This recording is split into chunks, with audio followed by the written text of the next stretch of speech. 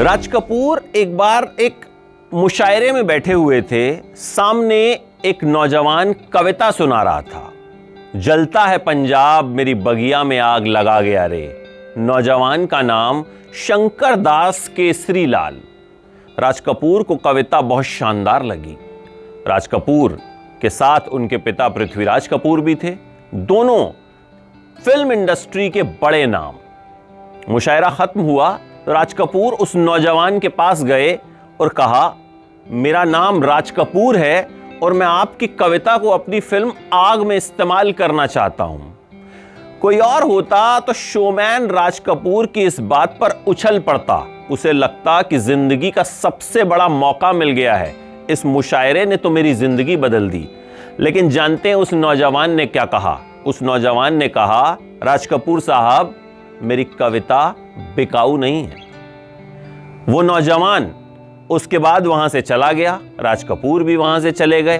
वक्त बीतता गया, फिर उस नौजवान को पैसों की जरूरत पड़ी। मां बीमार हो गई। अब मां के लिए तो हर बेटा कुछ भी करता है, तो वो राज कपूर के पास पहुंचे, कुछ उधार मांगा। राज कपूर ने भी दे दिया 500 रुपए।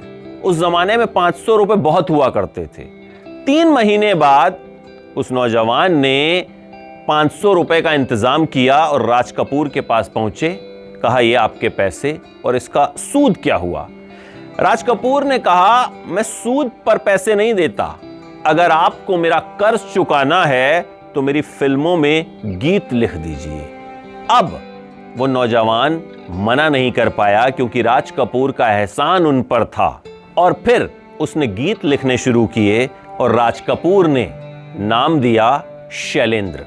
जी हां, कहानी शैलेंद्र की, जिनके गीत आज भी जमाना गुनगुनाता है, जिन्होंने ऐसे सिंपल शब्दों का इस्तेमाल किया कि लगा ही नहीं कि भाई कोई शब्दों को किसी मायाजाल में पिरोया गया है।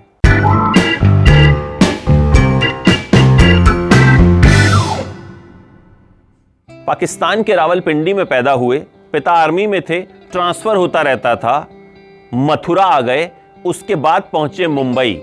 मुंबई के माटुंगा में रेलवे की वर्कशॉप में वेल्डर का काम किया करते थे। जी हां, लोहे को जोड़ने का काम किया करते थे। लेकिन असली कला तो इनके अंदर थी, शब्दों को जोड़ने की। फिर राज कपूर से मुलाकात हुई और गीत लिखने शुरू कर दिए। लेकिन रेलवे की वेल्डर की नौकरी अभी भी नहीं छोड़ी थी, क्योंकि पता नहीं था कि यह करियर कहां तक जाएगा।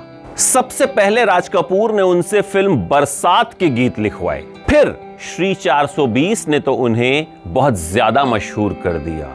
और कौन भूल सकता है आवारा हूं। 2 शब्दों में उन्होंने उस फिल्म का पूरा फलसफा समेट कर रख दिया था। प्यार हुआ इकरार हुआ आज तक गाया जाता है। रमैया वस्तावैया, बाद में इस नाम से एक फिल्म तक बनी। सब कुछ सीखा हमने न सीखी होशियारी, सच है दुनिया वालों कि हम हैं अनाड़ी।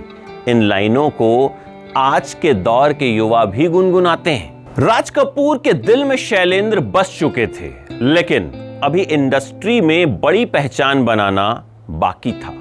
राज कपूर उन्हें ले गए अपनी फिल्म के डायरेक्टर ख्वाजा अहमद अब्बास के पास। अब्बास उस वक्त के बड़े डायरेक्टर हुआ करते थे। अब्बास ने शैलेंद्र को फिल्म की कहानी सुनाई। 2 घंटे तक कहानी सुनाते रहे। शैलेंद्र ने कुछ रिएक्ट नहीं किया। अब्बास बोले, क्या हुआ? कुछ समझ में नहीं आया। शैलेंद्र को बड़ी बेइज्जती महसूस हुई, गुस्सा हो गए। थोड़े शॉर्ट टेम्पर्ड थे कहा जाता है, और गुस्से में वहां से चले गए। राज कपूर उनके पीछे पीछे गए। बोले, क्या हुआ शैलेंद्र, कहानी समझ नहीं आई क्या? तो शैलेंद्र ने कहा, गर्दिश में हूं आसमान का तारा हूं, आवारा हूं। ये गाना उन्होंने उसी वक्त बना दिया था।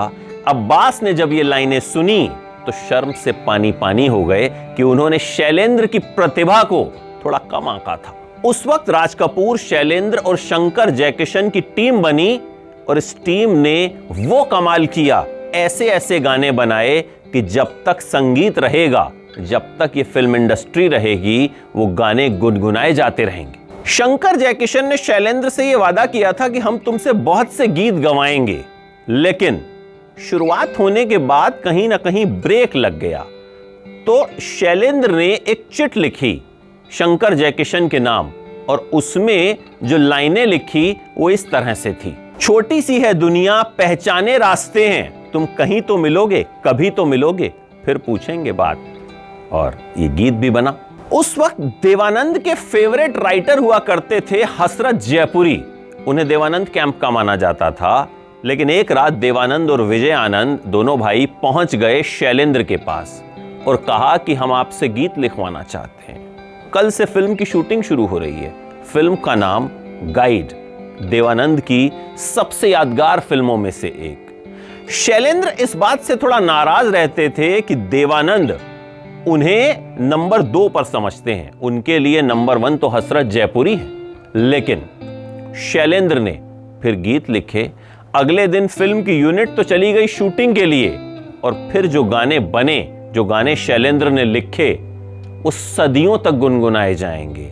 गाता रहे मेरा दिल, आज फिर जीने की तमन्ना है। गाइड के गानों ने ऐसे रिकॉर्ड्स बनाए कि शैलेंद्र देवानंद के दिल में भी बस गए। ये मेरा दीवानापन है या मोहब्बत का सुरूर। फिल्म यहूदी के लिए शैलेंद्र ने यह गाना लिखा था, और इसी फिल्म के लिए उन्हें पहली बार फिल्म फेयर का अवार्ड मिला। शैलेंद्र गीत लिख रहे थे, बहुत मशहूर हो गए थे, लेकिन अंदर से एक इच्छा थी कि अब कुछ और बड़ा करना है। सोचा फिल्म बनाते हैं।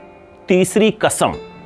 हीरो लिया राज कपूर को, अपने दोस्त को, और इंडस्ट्री के तमाम बड़े लोग। वो ऐसी फिल्म बनाना चाहते थे जो यादगार हो। फिल्म की शूटिंग शुरू हुई। कहते हैं कि भाई राज कपूर शैलेंद्र के अच्छे दोस्त थे, लेकिन उन्होंने डेट्स की इतनी दिक्कत पैदा की कि शैलेंद्र बहुत परेशान हो गए। फिल्म 5 साल में जाके पूरी हुई। शैलेंद्र का बहुत पैसा इसमें लग चुका था। शैलेंद्र कर्ज में आ गए, और फिर जब यह फिल्म रिलीज हुई तो फ्लॉप हो गई।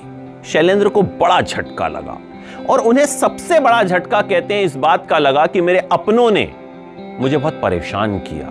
इसके बाद शैलेंद्र शराब का सहारा लेने लगे, डिप्रेशन में चले गए, और आखिरकार शैलेंद्र ने इस दुनिया को अलविदा कह दिया।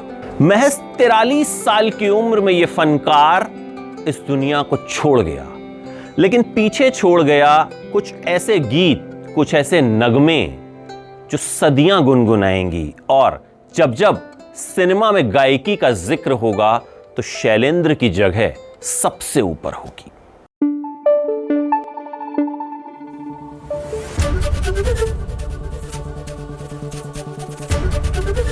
एबीपी न्यूज आपको रखे आगे।